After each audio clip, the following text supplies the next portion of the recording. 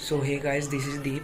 सो guys, आज हम Ricardian model और हेक्सर ओवलियन मॉडल पढ़ने वाले हैं पीपीटी की मदद से। तो चलिए देखते हैं कैसे होने वाला है। सो गाइस, ये स्लाइड है रिकार्डियन मॉडल ऑफ ट्रेड का। टॉपिक है understanding labour productivity and comparative advantage. तो बेसिकली इसमें लेबर प्रोडक्टिविटी के बारे में बताया गया है। तो देखते हैं नेक्स्ट स्लाइड में। ये ऑथर है, इनका नाम है डेविड रिकार्डो।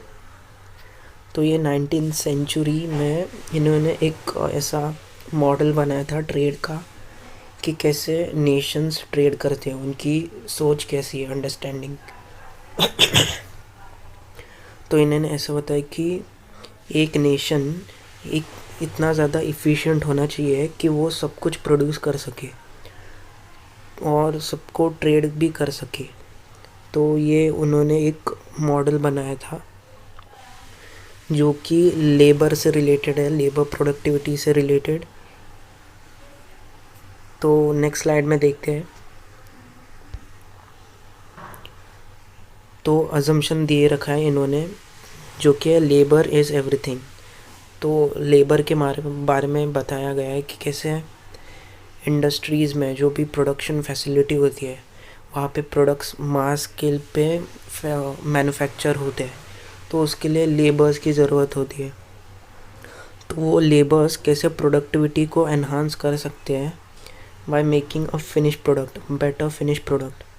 तो यही रिकार्डियन मॉडल बताता है कि लेबर सबसे ज़्यादा इम्पॉर्टेंट फैक्टर होता है प्रोडक्शन में, जो कि सिंगल फैक्टर में बताया गया है। और सेकंड देखते हैं लेबर मोबिलिटी। लेबर मोबिलिटी यानी का लेबर जो है वो एक कंट्री में ही, विद इन द कंट्री में ही मूव कर सकता है, यानी कि काम कर सकता है, क्रॉस बॉर्डर्स नहीं कर सकता है कभी कभी।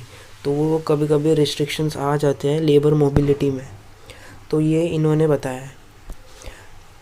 तो इन केस अगर ये प्रॉब्लम फ्यूचर में सॉल्व होगी, जैसे फॉर एग्ज़ाम्पल हम रोबोट्स और एआई से रिलेटेड अगर कुछ मैन्युफैक्चरिंग प्रोडक्शन चालू करें, तो शायद से वो लिमिटेड कंस्ट्रेंट बन जाएगा। तो यानी कि यहाँ पे दिया है कांस्टेंट रिटर्न्स में यूनिट लेबर रिक्वायरमेंट। तो जितनी लेबर की रिक्वायरमेंट होती है वो कांस्टेंट है। मतलब यहाँ पे कोई भी इकोनॉमीज ऑफ स्केल नहीं होता है, ऐसा है। क्योंकि हम रोबोटिक्स वगैरह ये यूज़ कर सकते हैं प्रोडक्शन में, तो उसका एक कांस्टेंट रिक्वायरमेंट होता है यूनिट लेबर का। तो वो हम उतना ही रख सकते हैं, उससे ज़्यादा इंक्रीज़ नहीं कर सकते हैं अपने प्रोडक्शन फैसिलिटी में, इंडस्ट्री में जहाँ पे काम हो रहा है, प्रोडक्ट्स बन रहे हैं वहाँ पे। तो यहाँ पे ये मॉडल बताया कि लेबर इज़ एवरीथिंग। ऐसे नेक्स्ट स्लाइड देखते हैं क्या है। Technology drives difference. टेक्नोलॉजी का क्या मतलब रोल रहेगा इसमें, अगर लेबर इनपुट दे रहा है तो टेक्नोलॉजिकल गैप काफ़ी ज़्यादा रहेगा। जैसे लेबर प्रोडक्टिविटी हो गई, यूनिट लेबर कॉस्ट होता है, तो यानी कि काफ़ी लिमिटेड और कांस्टेंट लेबर रहेंगे प्रोडक्शन में फिनिश प्रोडक्ट बनाने के लिए। और प्रोडक्शन की इफ़िशेंसी लेबर्स के ऊपर डिपेंड करती है और टाइमिंग्स के ऊपर कि कैसे वर्क कर रहे हैं, कितना वर्क फोर्स है, तो उसके ऊपर डिपेंड करता है प्रोडक्शन इफ़िशेंसी। ऐसे नेक्स्ट स्लाइड देखते हैं। Production possibility frontier. तो यहाँ पे क्या बताया कि लेबर कंस्ट्रेंट है दो प्रोडक्ट्स के बीच में, गुड्स के बीच में, जैसे टोटल लेबर सप्लाई और टेक्नोलॉजी कैसी है। तो यहाँ पे रिसोर्स कंस्ट्रेंट आ जाता है, ट्रेड ऑफ्स आते हैं, जैसे कि गुड ए है, उस गुड ए को गुड बी से ट्रांसफ़र करना है, यानी कोई दोनों का इन्वर्स इंटर ट्रांसफ़र करना है। तो यहाँ पे लेबर कंस्ट्रेंट क्या आएगा, उसके लिए ये बताया गया है। लीनियर फ्रंटियर यानी because unit labour requirements are constant, PPF is straight line. Unit labour के बारे में बताया गया है यहाँ पे कि कैसे यूनिट लेबर कि एक सिंबल कांस्टेंट लेबर होता है उसमें। तो अगर डायग्राम में देखें तो ये कांस्टेंट लाइन होगी, एक स्ट्रेट लाइन आएगी, इसमें रिप्रेजेंटेशन होगा डायग्राम का। तो यही बताया गया है प्रोडक्शन पॉसिबिलिटी फ्रंटियर्स में कि रिसोर्स कंस्ट्रेंट रहेगा, एक तो ट्रेड ऑफ्स रहेंगे दो प्रोडक्ट्स के बीच में, और उनके बीच में लेबर इफ़िशिएंसी आएगी कि वो लोग कितना काम करेंगे उस प्रोडक्ट को एक्सचेंज करते वक्त, और लीनियर फ्रंटियर यानी कि कंस्ट्रेंट रहेगा लेबर का। तो अभी नेक्स्ट स्लाइड देखते हैं, मैजिक ऑफ कंपैरेटिव एडवांटेज। तो यहाँ पे अपॉर्चुनिटी कॉस्ट कैसे दिखेगी हमने ट्रेड में, तो यहाँ पे दो है, एक है एब्सोल्यूट एडवांटेज। तो यहाँ पे दिखाया गया है कि हम कैसे एकदम लो मिनिमम कॉस्ट में सेम प्रोडक्ट्स बना सकते हैं अपने कंट्री में, ना कि दूसरी कंट्री में। तो यानी दूसरे प्रोडक्ट्स बना रहे हैं प्रोडक्शन फैसिलिटी से, तो हम उस कंट्री से कितना हो सकता है उतना ज़्यादा सस्ता बना सकते हैं, ये हम कोशिश करेंगे। ये एब्सोल्यूट एडवांटेज में बताया गया है। और कंपैरेटिव एडवांटेज में अगर देखें कि मतलब is the good crucial for the trade gains, कि सबसे इम्पोर्टेंट क्या रहेगा ट्रेड के लिए, तो ऐसा बताया गया है।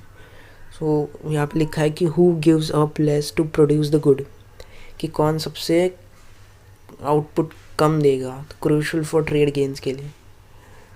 तो यही बताया कि अपॉर्चुनिटी कॉस्ट हमें मेंटेन करना है दोनों में, एब्सोल्यूट एडवांटेज और कंपैरेटिव एडवांटेज में।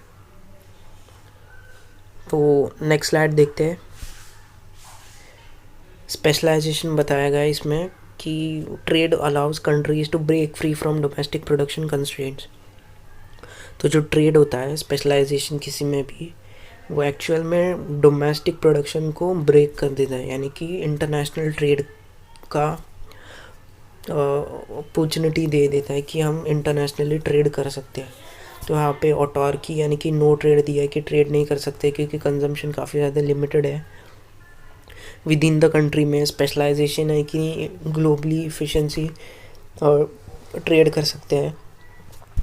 और तीसरा है कि गेन्स फ्रॉम ट्रेड, यानी कि ट्रेड से हम गेन्स कर सकते हैं, यानी कि प्रोडक्ट्स को एक्सचेंज कर सकते हैं, इंपोर्ट कर सकते हैं, एक्सपोर्ट कर सकते हैं दोनों कंट्रीज़ के बीच में, और उससे जो भी गेन होगा वो हम अमाउंट रख लेगी थ्रू कस्टम ड्यूटी या फिर कुछ स्टेट टैक्स वगैरह जीएसटी वगैरह ये करके। तो ये सब प्रॉफिट्स पूरी कंट्रीज़ लेंगे। नेक्स्ट स्लाइड देखते हैं। तो यहाँ पे एक केस स्टडी दिया है, जैसे कि इंडिया का स्ट्रेंथ क्या है टेक्सटाइल मैन्युफैक्चरिंग में, हमें देखते हैं। Historical India has leverage abundant labour for a comparative advantage in textiles exporting garments globally. तो यहाँ पे इंडिया कंट्री टेक्सटाइल मैन्युफैक्चरिंग में अच्छी है, जो कि इंटरनेशनली ट्रेड कर रही है, टेक्सटाइल मैन्युफैक्चर एक्सपोर्ट कर रही है दूसरे कंट्रीज़ को। और सेकंड एग्जांपल अगर देखें वो है आईटी सर्विसेज। आईटी इंडस्ट्रीज़ हमारे इंडिया में बहुत सारी है, और बहुत सारे इंजीनियर्स, इंजीनियर्स, कंप्यूटर साइंटिस्ट, ये सारे एक्चुअल में बहुत ज़्यादा अमाउंट में है। तो इसकी वजह से हम सर्विसेज प्रोवाइड करते हैं दूसरे कंट्रीज़ को। जैसे कोई आईटी सर्विसेज हेल्प चाहिए होती है, उनको लेबर चाहिए होते हैं कंप्यूटर से रिलेटेड, तो हम इनको फॉरेन कंट्रीज़ में भेज देते हैं आईटी सर्विसेज के लिए। तो अभी ये था, और नेक्स्ट स्लाइड देखते हैं। अभी लिमिटेशंस ऑफ मॉडल क्या होता है, मॉडल के लिमिटेशंस क्या है, मतलब यानी कि लेबर थ्योरी ऑफ वैल्यू क्या है एक्चुअल में। तो बेसिकली इग्नोरिंग अदर फैक्टर्स, ये मॉडल जो है जो कि डेविड रिकार्डो इन्होंने बनाया है, ये बेसिकली सिर्फ लेबर के ऊपर, लेबर के प्रोडक्टिविटी के ऊपर फोकस करता है, और जैसे कैपिटल, लैंड और नेचुरल रिसोर्सेज को इग्नोर कर देता है प्रोडक्शन के वक्त। और जैसे एक्सट्रीम स्पेशलाइजेशन होता है कि अगर ये एक ही गुड है तो ये कितनी बार प्रोडक्शन में आ सकता है, तो इसका मतलब रेयरली हैपन होता है रियलिटी में। जैसे कि फॉर एग्ज़ाम्पल काफ़ी ज़्यादा टेक्नोलॉजिकल चेंज आता है, तो हम सिर्फ कंस्ट्रेंट के ऊपर डिपेंड नहीं रह सकते कि एक ही फैक्टर सिर्फ काम में आएगा। बहुत सारे फैक्टर्स हमें मिलाकर उसको एक आउटपुट क्रिएट करना पड़ेगा, क्योंकि हम इनपुट सिर्फ एक ही दे रहे हैं जो कि है लेबर। तो हमें बहुत सारे इनपुट्स देने पड़ेंगे, तब जाके बहुत अच्छा आउटपुट मिल सकता है हमें। तो ये दिया है एक्सट्रीम स्पेशलाइजेशन में हम लोग। तो इनकम की डिस्ट्रीब्यूशन भी होती है, जैसे इक्वली डिस्ट्रीब्यूट होती है इनकम, जैसे इंटरनेशनल ट्रेड में, क्योंकि हम एक्सपोर्ट कर रही है तो एक्सपोर्ट से हमें जो भी गेन आता है वो उसके ऊपर टैक्स लगता है, तो दूसरे सामने वाली कंट्री को टैक्स लगता है, तो हमें गेन होता है। और जो कंट्री इंपोर्ट कर रही है उससे हमें कस्टम ड्यूटीज़ मिलती है, तो हमें फ़ायदा होता है और उनको भी फ़ायदा होता है उससे, सामने वाली कंट्रीज़ को। तो ये डिस्ट्रीब्यूशन ऑफ इनकम में बताया गया है। डायनामिक इफ़ेक्ट्स अगर बताए तो it doesn't account of how technology evolves because of trade learning by doing. तो जैसे टेक्नोलॉजी इवॉल्व हो रही है ट्रेड से, तो हमें एक्चुअल में ये प्रैक्टिकली करना पड़ेगा, क्योंकि ये काफ़ी ज़्यादा डायनामिक है प्रोडक्शन का। तो हमें खुद से करना पड़ेगा, खुद से वैल्यू क्रिएट करना पड़ेगा, तभी जाके ये हो सकता है ट्रेड सारे। की टेक अवेज क्या है, मतलब जो कि है लेबर इज़ की। तो बेसिकली ये मॉडल जो है रिकार्डियन मॉडल, ये इनके टेक अवेज क्या है कि लेबर ही सब कुछ है। सेकंड है कि ट्रेड इज़ अ पॉजिटिव सम, जो ट्रेड है वो नॉट ज़ीरो सम है, जो कि ग्लोबली पार्टिसिपेट करता है, इसकी वजह से ट्रेड कर पाते हैं डेविड रिकार्डियन मॉडल के हिसाब से। और इसमें टेक्नोलॉजी मैटर्स होता है, क्योंकि इंटरनेशनल ट्रेड किया जा रहा है, तो इसकी वजह से तो हम लेबर भी यूज़ कर रहे हैं, लेकिन हमें टेक्नोलॉजी को अडेप्ट भी करना पड़ेगा उसके लिए, तो उसको इनपुट देना होगा ज़्यादा से ज़्यादा। हाँ, तो गाइस यही था। अगर आपको पसंद आ रहा है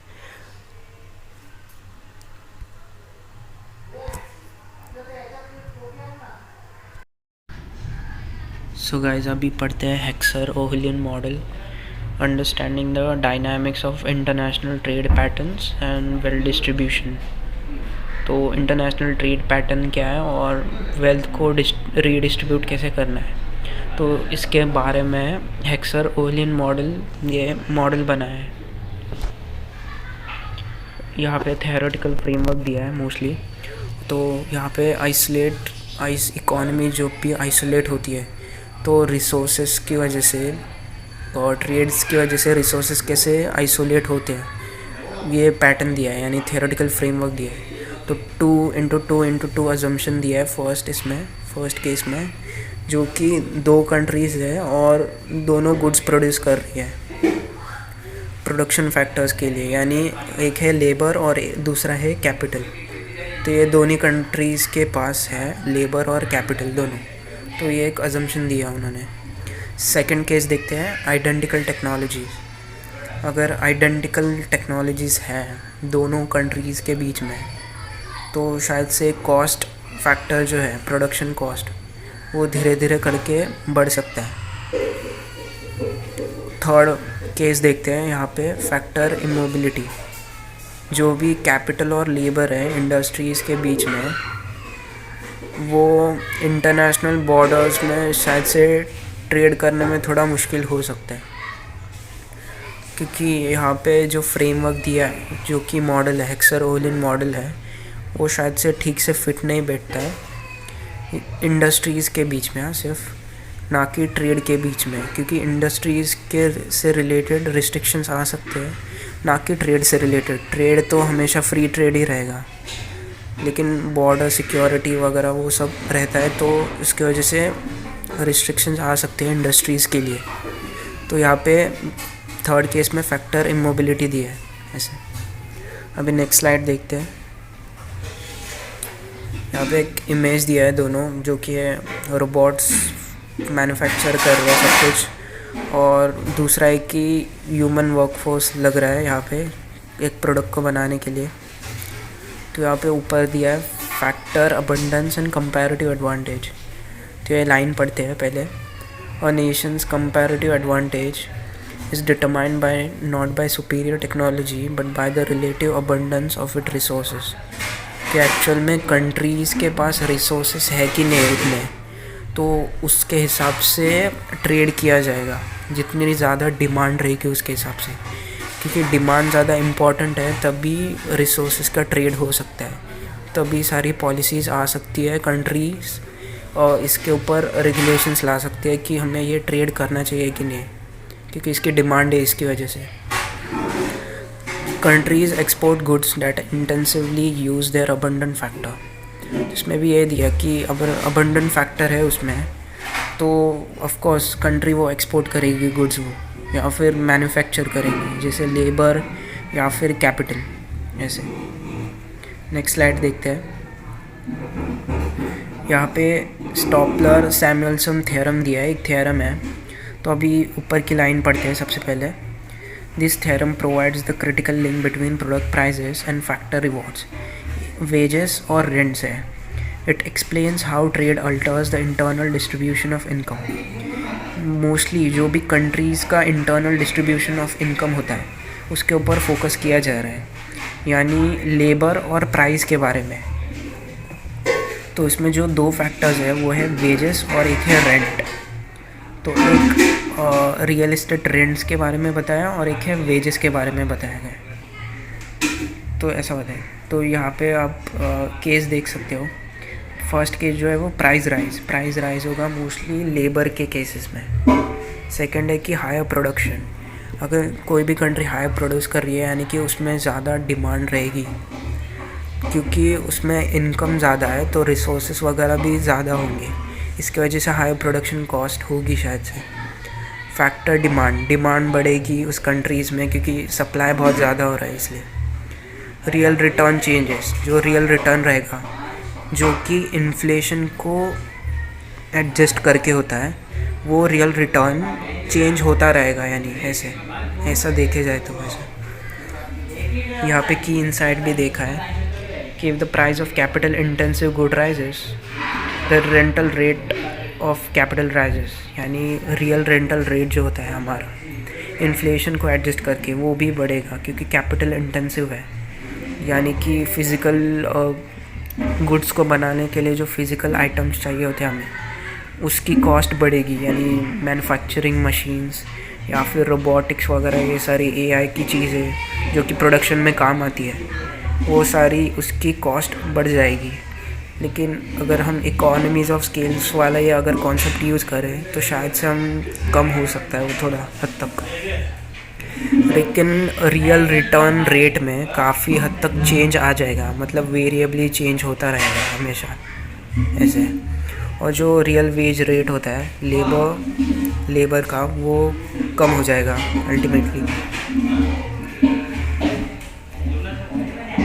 तो यहाँ पे डिफरेंस दिया है कि labour versus capital, the internal conflict दिया है, जैसे internal trade is not a win win for everyone with in a country. It creates distinct winners and losers based on which factor they own. International trade, ऐसा ज़रूरी नहीं है कि international trade हमेशा फ़ायदेमंद ही होता है, क्योंकि काफ़ी सारे रिस्ट्रिक्शंस होते हैं उसमें, और पॉलिसीज़ होती है और कस्टम ड्यूटीज़ वगैरह, ये सारे टैक्सेस। इंपोर्ट और एक्सपोर्ट करने वाली कंट्री, दोनों कंट्रीज़ अपने अपने रूल्स एंड रेगुलेशंस फॉलो करने पड़ेंगे या फिर फॉलो कर सकते हैं सामने वाली कंट्रीज़ को। तो विनर्स के केस में देखते हैं क्या लिखा है। The owners of the abundant factor gain from trade. In a developed nation, capital owners see higher returns as export markets expand for their machinery and tech. जैसे फॉर एग्जांपल US जैसे countries, वो अपना capital export market जो है वो बड़ा है, काफ़ी ज़्यादा AI मशीनरीज इनमें सब कुछ। तो उनका जो कैपिटल ओनरशिप है, यानी कैपिटल ये, वो काफ़ी ज़्यादा हाई रिटर्न्स में दिखता है as compare to importing countries. और लूज़र्स के केस में अगर थोड़े से स्कार्स फैक्टर रहते हैं, जैसे कि डेवलप्ड नेशन, जैसे scarce labour faces competition from imports driving down real wages.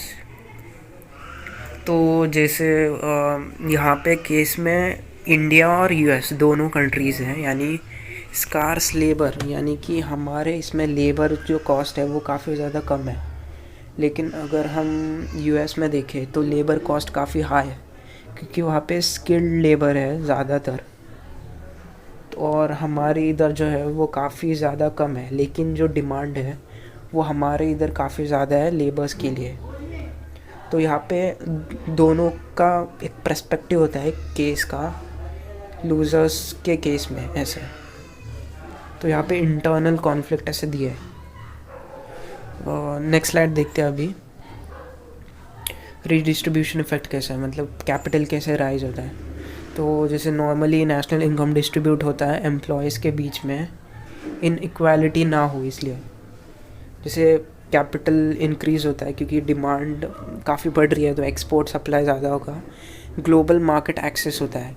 जैसे कैपिटल बढ़ेगा तो मोस्टली मल्टीलैटरलिज्म ये कॉन्सेप्ट फॉलो करेगी ट्रेड करते वक्त। ये कॉन्सेप्ट मल्टीलैटरलिज्म ये कॉन्सेप्ट फॉलो करेगी सारी कंट्रीज़ जब भी ट्रेड करना होता है तब। तो उससे क्या होगा कि ग्लोबल मार्केट बढ़ेगी और स्केलिंग और इफ़िशिएंसी बढ़ेगी उसके लिए। और एक है कि वेल्थ कंसंट्रेशन बढ़ेगा, जीडीपी ऑटोमेटिकली इंक्रीज़ होगी और रैदर दैन वेजेस उनके ऐसे। तो अभी नेक्स्ट स्लाइड देखते हैं कैसे लेबर के ऊपर इम्पैक्ट कैसे आएगा। मतलब क्योंकि हम इंपोर्ट कर रहे हैं ज़्यादा से ज़्यादा, तो उसमें क्या हो रहा है कि जो भी फॉरेन कंट्रीज़ होंगी वो हमारे इंपोर्ट कर रहे हैं, जो भी है जितने भी लेबर्स होते हैं वो सब कुछ इंपोर्ट कर रही है। तो वेज सेपरेशन आता है इसमें। डोमेस्टिक लेबर जैसे लो स्किल्ड लेबर्स होते हैं तो उनकी जो वेजेस होते हैं वो काफ़ी कम दिए जाएंगे। ये पहले वाले केस में दिया गया है वेज सेपरेशन में। दूसरा केस अगर देखते हैं कि स्ट्रक्चरल अनएम्प्लॉयमेंट है, केस ये है कि स्ट्रक्चरल अनएम्प्लॉयमेंट ये है। तो जैसे यहाँ पे लिखा है कि workers displaced from shrinking industries में struggle to transition to expanding capital intensive sectors. जो भी कैपिटल इंटेंसिव हो गया, जैसे एआई हो गया, रोबोटिक्स हो गया, ये कैपिटल इंटेंसिव स्ट्रक्चर्स है। तो इसमें शायद से थोड़े कम वेजेस मिलेंगे, लेकिन इसकी डिमांड जो है वो काफ़ी ज़्यादा है। तो श्रिंकिंग इंडस्ट्रीज से ट्रांजिशन करने में शायद से थोड़ी दिक्कतें आ सकती हैं। तो इसमें काफ़ी ज़्यादा स्ट्रक्चरल अनएम्प्लॉयमेंट आ सकते हैं। नेक्स्ट स्लाइड देखते हैं अभी। रियल वर्ल्ड एप्लीकेशन देखते हैं इसमें कि डेवलप्ड वर्ल्ड जो है वो जैसे यूएस हो गया, ईयू हो गया, कैपिटल एंड स्किल अबंडेंट, जैसे एयरक्राफ्ट एक्सपोर्ट करते हैं, software export, financial services exports करते हैं यूएस जैसे कंट्रीज़। और राइट साइड पे अगर देखें तो डेवलपिंग वर्ल्ड है, इंडिया, चाइना, ये सारी कंट्रीज़। तो मोस्टली ये एक्सपोर्ट करते हैं garments, assemble, electronics and services, IT से रिलेटेड सर्विसेज, टेक्सटाइल से रिलेटेड सर्विसेज ये एक्सपोर्ट करती है। फूड से रिलेटेड, एग्रीकल्चर से रिलेटेड ये सारे मतलब एक्सपोर्ट करते हैं सारे। For the abundant labour force helping to lift millions out of poverty, इसकी वजह से। नेक्स्ट स्लाइड है कि policy implications. Since trade creates aggregate gains but distributional losses, governments must intervene to ensure social stability and equity. Governments को देखना है कि social stability और इक्विटी कैसे है। तो जैसे रीडिस्ट्रीब्यूटिव टैक्सेशन अगर देखें तो taxing the winners, capital owners to compensate the losers via transfers. तो जो भी विनर्स है यानी कि हाई नेटवर्थ इंडिविजुअल जिनकी भी है, उनसे टैक्स एक्सट्रैक्ट करके पूरी जनता को रीडिस्ट्रीब्यूट करना मनी, तो उसको बोलते हैं रीडिस्ट्रीब्यूटिव टैक्सेशन। स्किल डेवलपमेंट यानी कोई भी कंट्री में स्किल डेवलप्ड होनी चाहिए तो अनएम्प्लॉयमेंट काफ़ी हद तक कम हो जाएगी, तो ज़्यादा स्किल डेवलप्ड हो सकते हैं। Social safety nets, strengthening unemployment benefits and transition assistance. Unemployment के बेनिफिट्स रहेंगे, सोशल सेफ्टी नेट्स रहेंगे अगर हम स्किल डेवलप कर रहे हैं। तो ये पॉलिसीज़ इम्प्लीकेशंस होते हैं इकॉनमी को स्टेबलाइज करने के लिए, इनकम से रिलेटेड है। तो कंक्लूजन देखते हैं कि कंक्लूजन एक्चुअल में क्या आ गया है हेक्सर ओलियन मॉडल में। तो यहाँ पे सबसे पहले ऊपर पढ़ते हैं। Heckscher Ohlin model reveals that while free trade increases the total size of the economic pie, it inevitably changes how that pie is sliced। तो यानी फ्री ट्रेड जो है वो इकोनॉमिक पाई को पूरी तरीके से चेंज कर देता है जब भी फ्री ट्रेड होती है। तो इससे क्या होता है कि रिसोर्सेज काफ़ी ज़्यादा हाई हो जाते हैं। कोई भी कस्टम ड्यूटी, जीएसटी या फिर स्टेट टैक्स वगैरह नहीं होता है उसमें।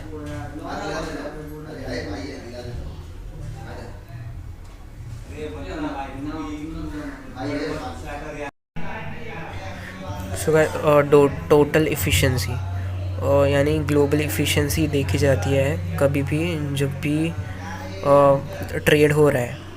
तो इसमें रिस्ट्रिक्शंस तो नहीं हो रहे हैं। तो अगर इसमें फ्री ट्रेड का इन्वॉल्वमेंट होता है तो दोनों कंट्रीज़ या सामने वाली कंट्री जो भी इंपोर्ट कर रही है उसको ज़्यादा से ज़्यादा फ़ायदा होगा ताकि ग्लोबल इफ़िशेंसी बढ़ सके।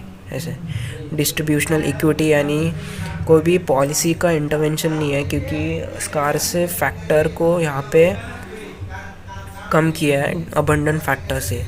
फॉर एग्ज़ाम्पल कोई भी डिस्ट्रीब्यूशनल इक्विटी में फॉर एग्ज़ाम्पल मेडिकल क्राइसिस आता है। तो मेडिकल क्राइसिस में इम्पोर्टेंट क्या होता है कि वैक्सीन।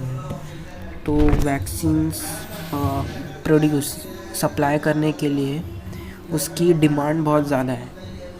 तो यहाँ पे गवर्नमेंट ऐसा सोचेगी कि हमें जितना हो सके उतने ज़्यादा वैक्सीन्स प्रोड्यूस करने और सप्लाई करने तो for the medical issues world wide. तो इसकी वजह से यहाँ पे रीडिस्ट्रीब्यूट करने स्कार्स फैक्टर को अबंडेंट फैक्टर बनाया गया। फैक्टर यानी मेडिकल इशू बोला जाए। और पाथ फॉरवर्ड जो है थर्ड पॉइंट वो है successful trade policy requires compensating the losses to maintain political support for open markets. जितने भी ओपन मार्केट्स हैं उसमें ठीक से ट्रेड पॉलिसी हो सके, इसकी वजह से ओपन मार्केट्स है और जो भी लोग रहेंगे वो सपोर्टेड होने चाहिए ओपन मार्केट्स के लिए।